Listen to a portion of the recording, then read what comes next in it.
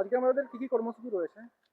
আজকে আমরা সিডিপিও অফিসে ডেপুটেশন দেওয়ার জন্য এসেছিলাম যে আমাদের যে আমরা সবজি বিল রেগুলার পাচ্ছি না এবং যে আমরা সাম্মানিক ভাতা পাই সেটাও আমরা রেগুলার পাচ্ছি না। এরকমই আমাদের অনেকগুলো দাবি দাওয়া নিয়ে আমরা আজকে সিডিপিও অফিসে এসেছিলাম। আর কি দাবি ছিল? দাবি ছিল বলতে আমরা আমাদের মাননীয় মুখ্যমন্ত্রী শুভেন্দু অধিকারী মহাশয়কে ধন্যবাদ জানাচ্ছি যে আমাদের 5,000 টাকা বৃদ্ধির উনি কথা দিয়েছেন, কিন্তু আমাদের মূল বক্তব্য ছিল, আমাদের দাবি ছিল যে আমরা স্থায়ী কর্মচারীর অধিকার পেতে চাই। স্থায়ী কর্মচারীর সাথে সাথে আমাদের গ্র্যাজুয়েটি পেনশন এবং যেভাবে স্থায়ী কর্মচারীরা যা যা যা পেয়ে থাকেন সেই দাবিটা আমরা পেতে চাই। কারণ আমাদেরকে বিভিন্ন খাতে এবং বিভিন্ন সরকারি দপ্তর থেকে সরকারি হিসাবেই সব কাজগুলো করতে হচ্ছে, অথচ আমরা সাম্মানিক ভাতা এখনো পেয়ে যাচ্ছি আজ সেই দীর্ঘ 90 সাল থেকে। দীর্ঘ মানে দীর্ঘ 75 বছর এই আমাদের 75 সাল থেকে 1975 সাল থেকে যে আমাদের লড়াই আন্দোলনগুলো চলে যাচ্ছে, তাতে আমাদের সাম্মানিক ভাতা মানে ধীরে ধীরে ধীরে ধীরে বাড়ছে, কিন্তু কাজের উত্তরোত্তর বৃদ্ধির চাপে সবাই মানে একদম ডিমোটিভেট হয়ে যাচ্ছে। সেটা নিয়ে কোনো ভাবনা চিন্তা কর্তৃপক্ষের মধ্যে আমরা দেখতে পাই না, কিন্তু কাজের চাপের তৎপরতা সবসময় বেড়ে যায়। এটাই আমাদের বোঝানোর বক্তব্য যে আমাদেরকে 5,000 টাকা বাড়ানো হয়েছে ঠিক আছে, কিন্তু আমাদের স্থায়ীকরণের দাবিটাই ছিল আমাদের মূল দাবি।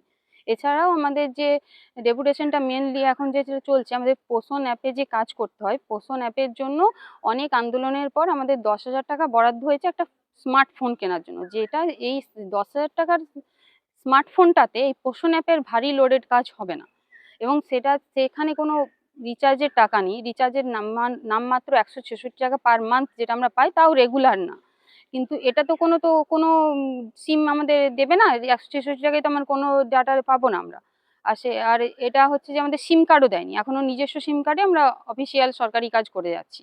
এইটাও ঠিক না, এবং আমরা শুনছি যে আরো পোষণের উত্তরোত্তর চাপ বৃদ্ধি পাচ্ছে, যেটা আমরা দাবি রাখছি আমাদের ঊর্ধ্বতন কর্তৃপক্ষের কাছে যে আমাদের সেন্টারের নামে নিজস্ব রিচার্জ এবং সিম কার্ড না দিলে আমাদের যেন পোষণের চাপ এভাবে না বাড়ানো হয়।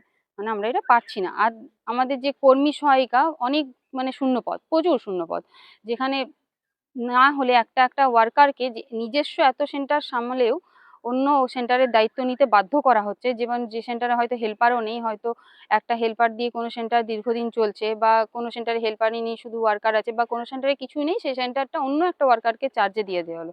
এইভাবে কিন্তু সুষ্ঠুভাবে কোনো কাজ হয় না, কিন্তু ওনাদের সুষ্ঠুভাবে কাজ চাই। তাহলে এই চাপটা এসে পড়ছে একটা ওয়ার্কারের উপর, যে মানসিক চাপে তিনি কিন্তু একটা সমাজ থেকে ডিমোটিভেট হয়ে যাচ্ছেন, এবং বিভিন্ন জায়গায় বিভিন্ন ছত্রভঙ্গ হিসেবে আন্দোলন বা গ্রামে লোক উত্ত্যক্ত হচ্ছে কর্মীদের বিরুদ্ধে, কিন্তু এর জন্য কর্মীরা কোনোভাবেই দায়ী নয়। এই ভাবনা চিন্তাটা আনছে না। আমরা কিন্তু কাজ করতে চাইছি মা শিশুদের নিয়ে, আমরা মা শিশুদের নিয়ে কাজ করছিও, কিন্তু সরকারি মানে সাহায্যের হাত সঠিকভাবে না এলে আমরা কিন্তু সেই কাজটা করতে পারছি না।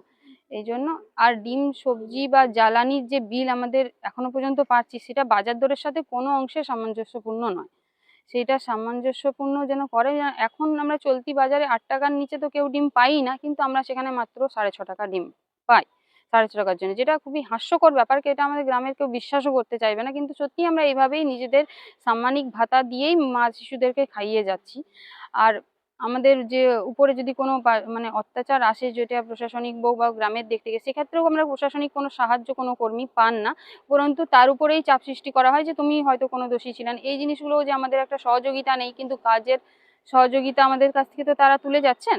এই যে যেটুকু আমরা সাম্মানিক পারছি সেটা যেন আমাদের ইংরেজি মাসের প্রথম সপ্তাহের মধ্যেই পাই, এবং যে বিল সবজি বিল জ্বালানি বিল যা আসছে সেগুলো যদি রেগুলারিটি আসে, তাহলে আমরা কাজটা আরো সুষ্ঠুভাবে করে নিয়ে যেতে পারবো। এইরকমই দাবিগুলো।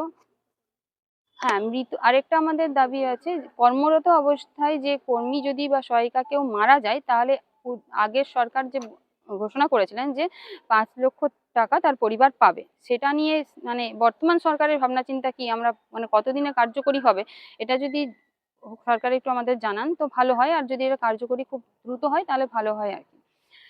এই বক্তব্য বলে আমি আমার বক্তব্য আপনার শেষ নাম? করলাম। আমার নাম হেনা ভকত।